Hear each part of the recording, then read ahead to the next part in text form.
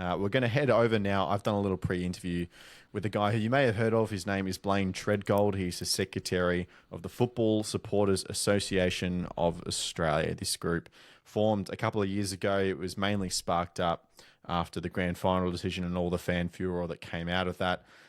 Recently, they have been in contact with Football Australia. They've had a number of discussions trying to establish a bit of a formal communication process. They released 3 specific recommendations that they have given to Football Australia. Number 1 is to establish a formal supporter consultation process. The second is to establish an all-encompassing football master plan and roadmap. Good luck, Blayne, on trying to collaborate all those parties in Australian football to come up with that. And number 3, develop and implement a targeted supporter communication program. So I caught up with Blayne earlier today to have a little bit of a chat about the FSAA and what their goals are with this process. Blayne, thank you very much for joining us. We appreciate your time. If you wouldn't mind just giving everyone a little bit of a brief introduction into who you are and who is the FSAA as well. Yeah, thanks, Lachie. Well, first of all, I am Blayne Treadgold. I'm the current secretary and do a little bit on the communication side of the association. As far as the association goes, look, to give you a bit of a snapshot, the discussions around building a fan association go back to around 2014, 2015. However, they didn't quite get off the ground there, but they were led from, I guess, some discontentment around the way that fans and supporters were treated, particularly by authorities and media. We can kind of cite those 198 fans that were unfairly plastered all over the Sydney. I think it was the Sydney Telegraph at the time, and unfortunately, there was little to no support from FA, who was operating the A Leagues at the time. So that's a little bit from our roots. However, this edition of the Football Supporters Association of Australia, as it is now, basically stemmed from the decision for the grand final. There was another discussion, a working group that was put together, and thus we formed in 22-23. So this is where we are at the moment. We do see ourselves as, I guess, our core mission is to lead, unite and advocate for issues that primarily affect football supporters across Australia, and obviously with a little bit of inclusion from New Zealand as well. What kind of buy-in are you getting from football supporters so far? You've had a couple of years now. Are you getting a lot of membership, a lot of people buying into what you're doing? Yeah, look, we understand it's going to be a very, very slow process. It's going to be a long burn. There's a lot of discontentment behind the scenes. There's a lot of skepticism, which we totally understand. This is, it's we don't claim ourselves to be the second coming or anything else like that. But look, what we want to build, Lachie, is just a relevant platform to be able to give fans across Australia input into the decisions that primarily affect them. Look, and people buy in, and as we know, when things are ticking along okay and everything's all quiet, people are pretty happy. But as soon as there's an issue that arises, people want someone to represent them, and they want a bit of a seat at the table. So look, that's what we're all about building at the moment. So you've just made some recommendations to Football Australia after a few meetings, as I understand, and part of that is establishing that kind of formal consultation process. Can you speak to, firstly, how you arrived at these recommendations and also how they were received by Football Australia? Yeah, look, this is a culmination of feedback that was received from our members and the football community. It's also some ideas that have been nutted out by our committee as well. So, I mean, ultimately, the fans have zero input on the decisions that primarily affect them. So there was a need to be able to have some formalisation, if you like, of these discussions that we are having with Football Australia, with APL, with other stakeholders as well. So, look, we want a seat at the table, essentially. We want a formalised the process of dialogue, of getting together with ideas, and obviously building that towards, maybe a mutual agreement of understanding or whatever that might look like. So we're in discussions with that at the moment, but ultimately we need to open up these communication channels with the powers that be. If I can challenge you on one point, I guess what the grand final sale taught us is that perhaps when there is an overwhelming amount of fan sentiment, then maybe they do have a voice. But the key difference being that came after the fact, after the decision, and what you're trying to do is have a role in the decision-making process before we get to that point. That's exactly right.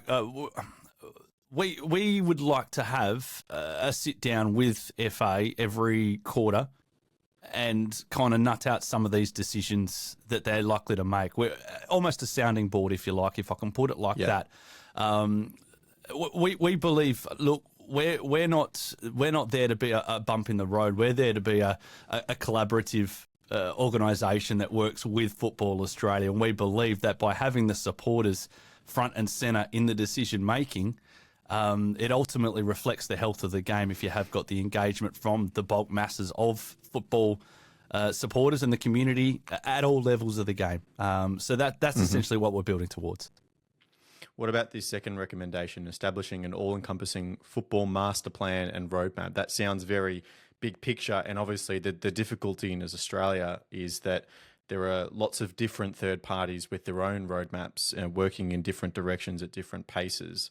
What is what do you envision to be an all-encompassing football roadmap that can work with all these third parties? When we put this recommendation together, we cited certain instances, and the one that kept popping up was the Japanese football system. In 1992, they had one professional division. As I understand it now, they've almost got 5, and they've got this grand vision that they want to win a Football World Cup within 100 years. That's what we need to push towards. There's so many people out there, as you kind of suggested there, that are pulling in the opposite direction to each other. But what's the grand master plan that we're all pushing for?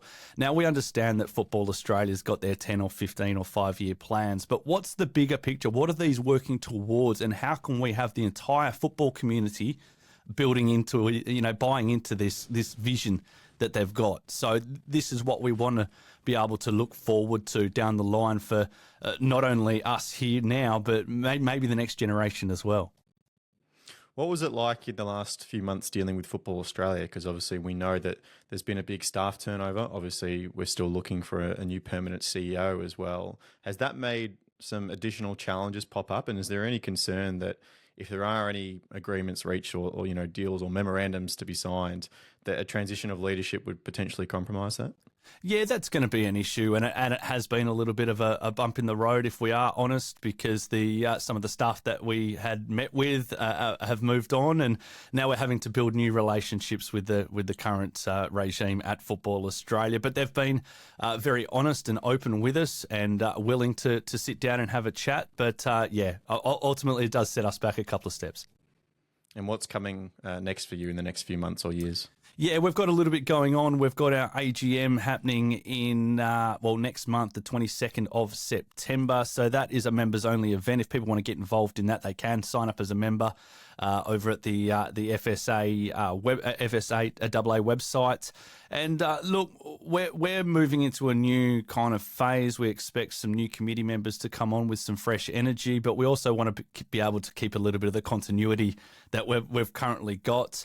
We are also speaking to the APL, which have allowed us to, in a similar vein to what we did with Football Australia, was put some ideas forward for the APL as well. So, look, we're engaging with the PFA. We've taken plenty of encouragement and inspiration from other groups around the world, particularly Football Supporters Europe, FSA UK, which have been a little bit of a guiding light for us in terms of building what we want as far as a fan association in Australia. So, look, there's a little bit going on.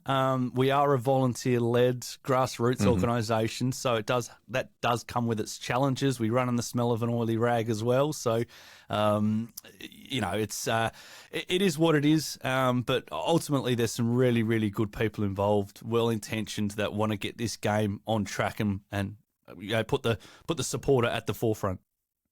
A lot of our listeners will be those people that have probably been football fans for a long time and have been frustrated with the same frustrations that you've had, and probably most of your members as well. Why should they make that extra step from just being someone on the sideline to being a member of your organisation? Well, I mean, look, it's we're well aware that we're not going to be for everyone.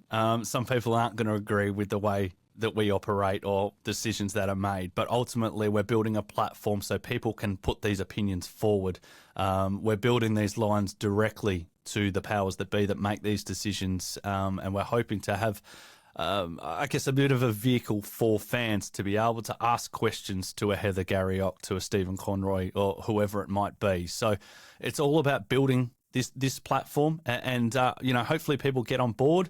As I suggest, when things are ticking over, people are quite content with the way the landscape is, but as soon as something arises, then it's generally those kind of moments that people go, oh, well, where do we go? Who do we see? Who do we kind of, who's going to go into bat for us? And essentially that's what we're trying to build. All right, Blayne, I think that'll do for today. Thank you very much for your time this afternoon. Thanks, Lachie. So if you want to sign up and become a member of the Football Supporters Association of Australia, we'll leave a link in the description of this podcast and video as well to sign up. But Pauletti, is this something that people should be interested in if they want to have a voice in Australian football? I mean, it can't hurt, right? I think not everyone can start their own podcast and, become a well-respected media agency within the Australian footballing landscape. Even we're not there. We've got halfway there in those.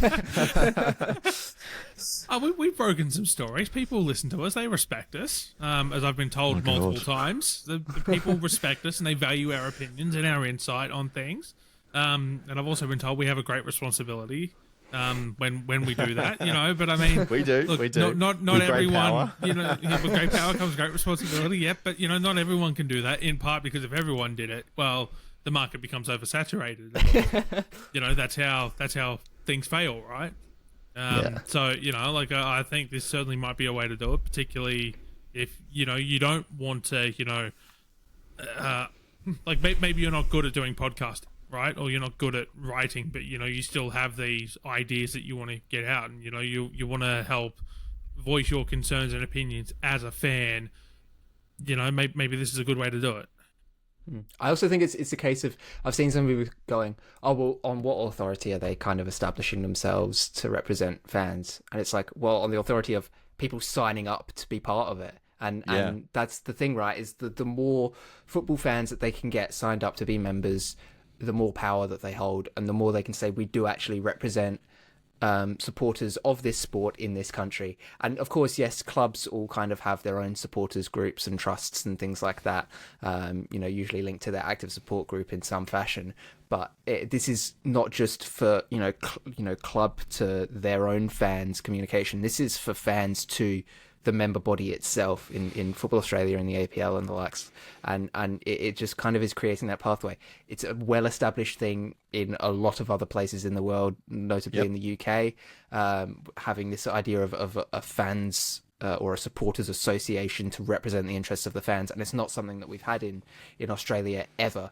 And a lot of the issues that we've kind of seen over the years, I'm thinking even back to sort of 2015, 2016, with a lot of the stuff that happened there with the, naming and shaming and, news articles and things like that. A lot of that can be avoided by having somebody there to represent, the interests of the fans, like you said, Lachie, before these things happen and before people have to get, fed up and tired of it. So, look, as Pauletti said, it can't hurt to just sign up and be there and available to vote on things and provide an opinion and a voice for fans in this country.